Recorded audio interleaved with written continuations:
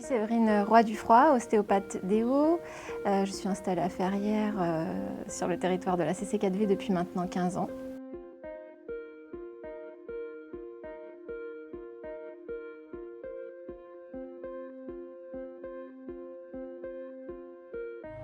On vient voir un ostéopathe pour des raisons multiples. Des plus connues qui vont être tout ce qui va être douleurs ostéo-articulaires, donc je sais pas, ça peut être des douleurs au niveau du dos, différentes parties du dos, donc les cervicales, le bas du dos ou autres, des douleurs au niveau des différentes articulations, que ce soit suite à un traumatisme ou pas,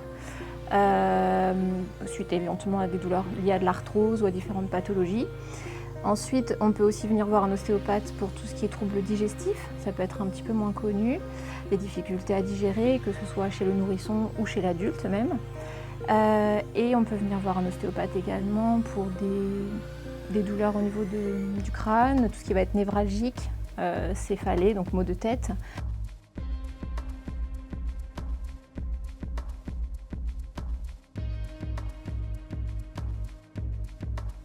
On pense souvent que l'ostéopathie, on en a besoin en urgence, en fait, finalement, à titre curatif. Donc voilà, on s'est bloqué le dos, on doit aller voir son ostéopathe.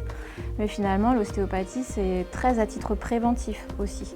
Donc il est conseillé de consulter de façon assez régulière un ostéopathe. La régularité, ça va dépendre des différentes pathologies qu'on peut avoir, du métier que l'on exerce, du taux de sport que l'on pratique. Voilà, c'est ça qui va déterminer la régularité. On peut également consulter pour les femmes enceintes, pour tout ce qui va être tous les maux qui sont liés, qui peuvent être liés à la grossesse, mais également pour préparer le corps à l'accouchement. Et puis les bébés aussi, les nourrissons, il est conseillé de faire une consultation dans le premier trimestre.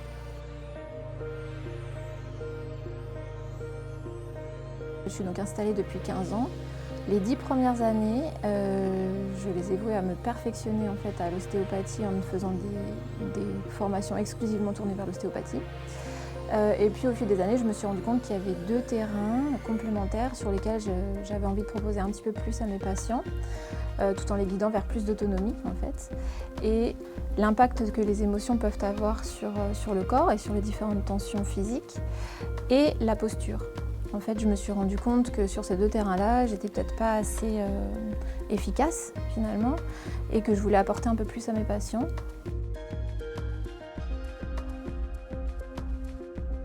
Donc, les fleurs de Bach, ce sont 38 élixirs floraux qui sont issus de fleurs sauvages et de fleurs communes, qui ont été découvertes dans les années 30 par un médecin, le docteur Bach, d'où leur nom.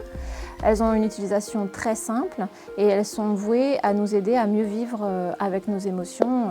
Et donc depuis 5 ans, tout en continuant à me former à l'ostéopathie bien évidemment, je me suis aussi formée en complément aux fleurs de Bach, en fait à l'utilisation des fleurs de Bach, jusqu'à devenir conseillère agréée en 2022 et conseillère enseignante, ce qui me permet de les proposer sous différentes formes. En fait, je peux les proposer en complément de la séance d'ostéopathie quand cela est nécessaire. Par exemple, finalement, quelqu'un qui viendra me voir parce qu'il a très mal à l'estomac et la cause, en fait, ça va être parce que cette personne s'inquiète beaucoup pour quelqu'un de sa famille, pour son enfant par exemple. Une maman qui vient avec des troubles digestifs, des remontées acides, qui a du mal à digérer, mais elle me dit que voilà, tout ça est lié à son stress et que son stress, la cause de son stress est qu'elle se fait beaucoup de soucis pour son enfant, qui par exemple peut passer son bac, on va dire, imaginons. Eh bien voilà, on peut traiter tout ce qui va être tension mécanique liée à ces dysfonctions, ces troubles digestifs. Et en plus, on pourra apporter un complément avec les fleurs de Bach à cette consultation pour l'aider à mieux vivre cette émotion un peu turbulente pour elle en ce moment et qui peut générer ces troubles digestifs.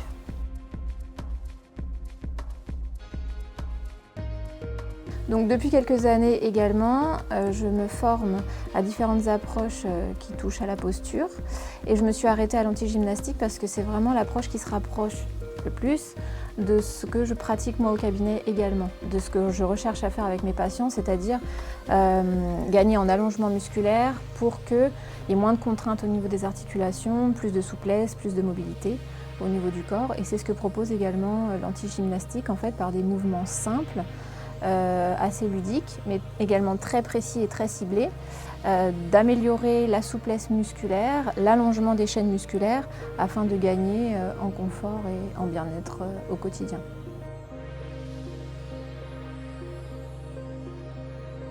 Donc les séances d'antigymnastique sont proposées en petits groupes, elles durent 1h30. Voilà, il faut une pratique assez régulière, moi je les propose tous les 15 jours. Et il faut compter environ une année de pratique de façon régulière pour obtenir des effets qui par contre peuvent être vraiment très bénéfiques et à long terme.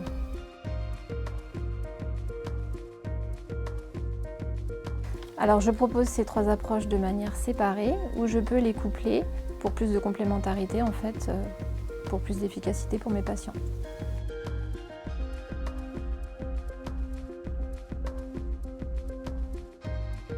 On peut trouver sur mon site internet les différentes propositions que je fais.